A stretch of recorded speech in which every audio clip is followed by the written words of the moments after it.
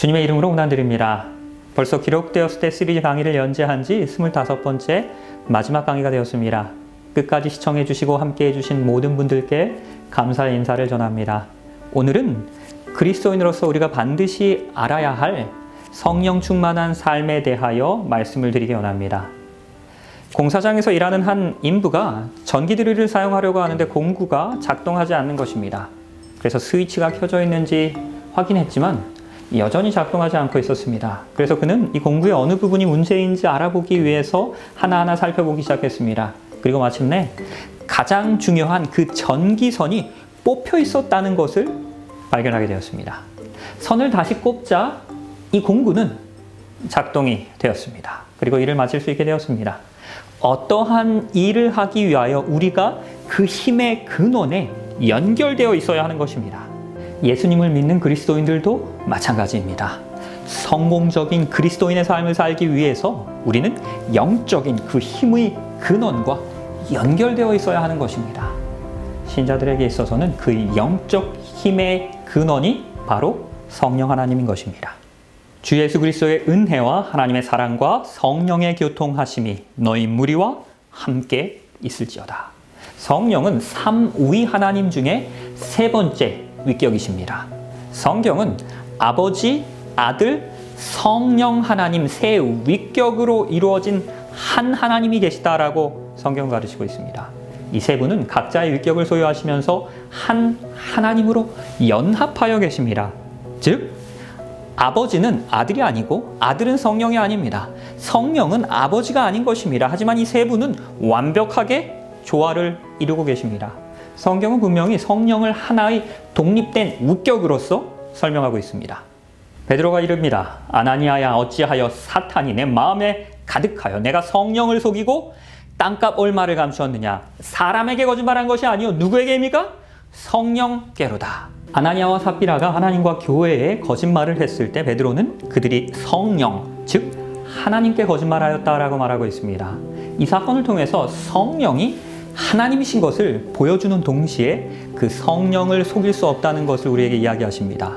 또한 성령은 독립된 개성을 갖고 계시기 때문에 위격으로서 독립되어 활동하신다는 것을 본문을 통해서 알 수 있는 것입니다. 그러나 진리의 성령이 오시면 그가 너희를 모든 진리 가운데로 인도하실 것입니다. 그가 스스로 말하지 않고 오직 들은 것을 말하며 장래일을 너희에게 알려주실 것입니다. 이 성경절에서는 반복해서 이 성령을 인격체로서의 활동을 하고 계시다라고 언급하고 있습니다. 예수님은 분명히 성령을 위격으로 간주하셨습니다. 성령은 비인격체인 어떠한 능력이 아니라 하나님의 자녀를 사랑하고 돌보시는 삼위의 하나님 중 한 분이신 것입니다. 내가 아버지께 구하겠으니 그가 또 다른 보혜사를 너희에게 주실 것입니다. 영원토록 우리와 함께 있을 것입니다. 내가 너희를 고아와 같이 버려두지 아니하고 그 성령 하나님께서 우리에게 오실 것입니다. 예수님이 승천하신 후에도 여전히 성령을 통하여 하늘의 도움을 받으며 우리 하나님과 소통할 수 있을 것이다라는 것을 우리에게 알려주신 것입니다. 우리의 삶 가운데서 성령 하나님께서는 우리와 함께 하시며 우리 안에 거하시며 우리를 인도하시며 우리를 도우시는 것입니다.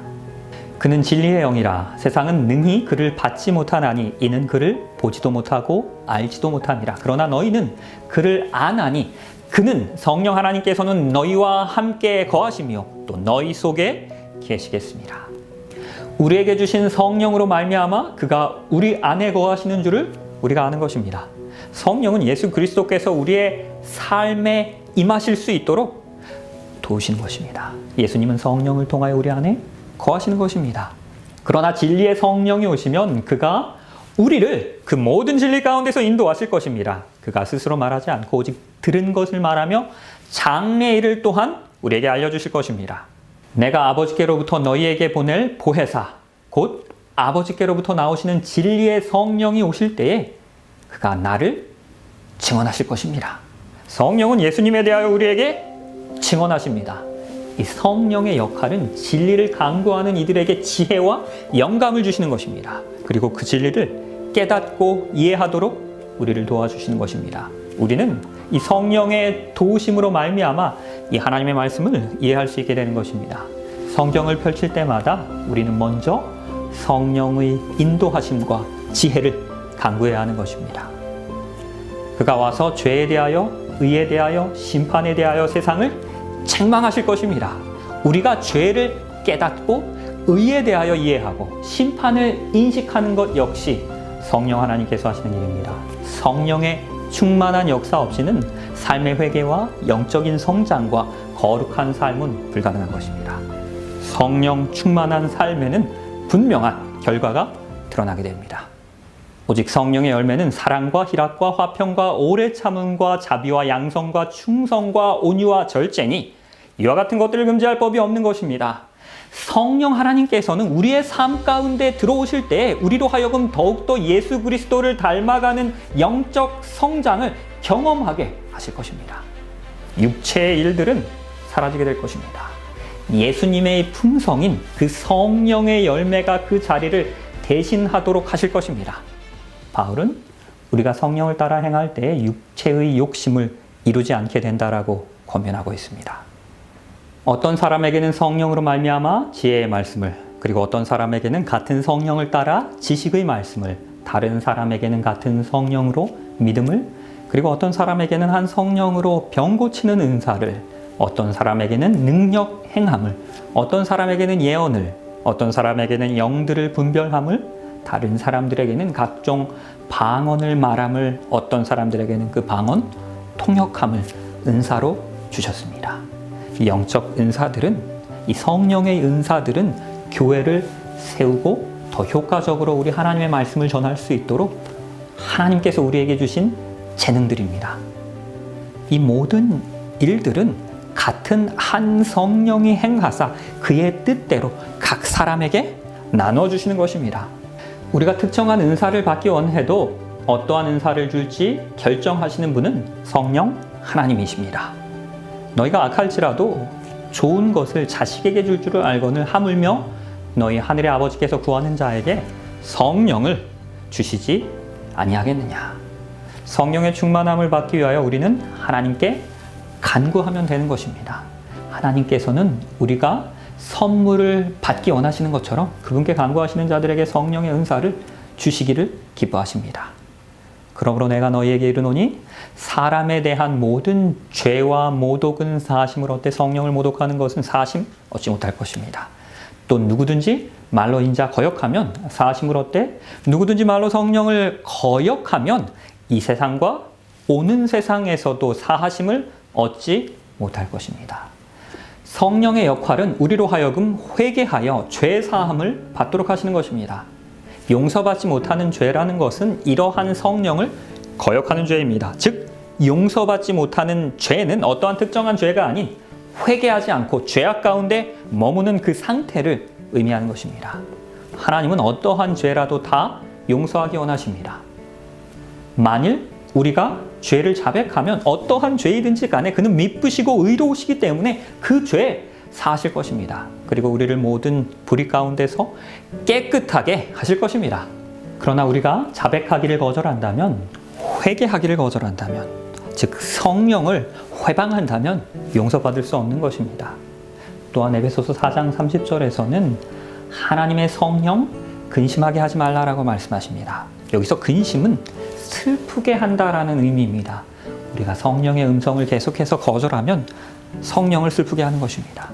우리가 마땅히 하지 말아야 할 일을 하거나 해야 할 일을 하지 않는다면 성령 하나님을 근심하게 하는 것입니다. 창세기 6장 3절에서는 하나님께서 노아에게 성령이 영원히 사람과 함께하지 아니하리라라고 말씀하셨습니다. 성령을 계속해서 거절하게 될 때 마침내 그 성령이 우리를 떠나게 되는 때가 올 것입니다. 그가 내 영광을 나타내리니 내 것을 가지고 너희에게 알리시겠습니다. 성령은 그리스도를 세상에 나타내는 대표자입니다. 성령의 주된 사역은 세상을 예수님 앞으로 인도하고 순종하게 하며 그분의 참된 성품을 알게 하는 것입니다. 그러하기에 참된 성령의 은사를 받은 사람들은 자신의 영화와 세속적인 것들에 주의를 기울이지 않습니다. 성령은 사람들의 주의를 예수 그리스도께로 향하게 하는 것입니다. 그러하기에 우리는 성령의 침례를 받아야 합니다. 요한은 물로 침례를 베풀었으나 너희는 몇 날이 못되어 성령으로 침례를 받아야 하는 것입니다.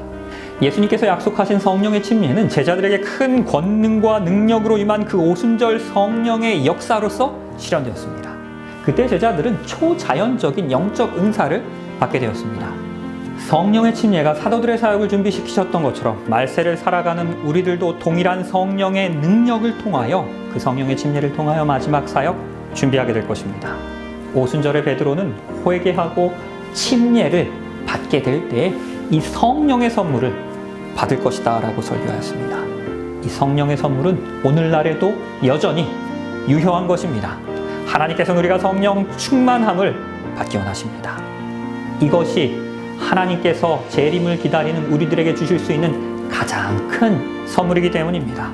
이 성령의 선물을 충만하게 받게 되시는 우리 모두가 되길 바라면서 말씀을 줄이도록 하겠습니다. 감사합니다.